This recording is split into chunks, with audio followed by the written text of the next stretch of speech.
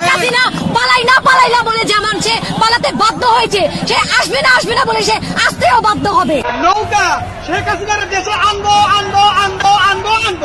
আগে সরকারি ভালো ছিল, স্বৈরাচারী ভালো ছিল, এখন ছাত্র জনতা ভালো নেই। বাংলাদেশ সরকার যদি দেশে সুন্দরভাবে আসে তাইলে আমরা অনেক ভালো থাকুন, শান্তিতে থাকুন।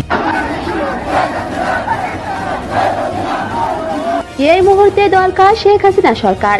এবার সমন্বয়ক ও উপদেষ্টাদের বিরুদ্ধে কঠোর আন্দোলন শুরু করেছে সাধারণ শিক্ষার্থীরা। সাবেক প্রধানমন্ত্রী শেখ হাসিনার পদত্যাগের 1 মাস যেতে না যেতেই বর্তমানে ক্ষমতায় থাকা অন্তর্বর্তীকালীন সরকারকে যেমন প্রশংসা করা হয়েছে, ঠিক তেমনই তাদের বিরুদ্ধে অসংখ্য মানুষের অভিযোগ রয়েছে। এর মধ্যে সবচেয়ে বড় অভিযোগ হলো দেশের জায়গার নাম পরিবর্তন করা, এমনকি জোর করে শিক্ষকদের পদত্যাগ করানো।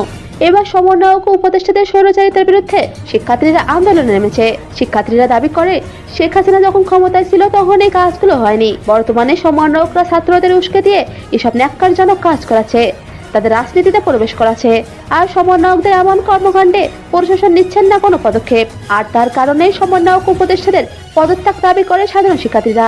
তারা শেখ হাসিনাকে আবারও প্রধানমন্ত্রী হিসেবে দেখতে চায়। এত বড় সাহস কি করে হয়? কে উস্কাটি দিচ্ছে? কোথা থেকে এই উস্কাটি পাচ্ছে?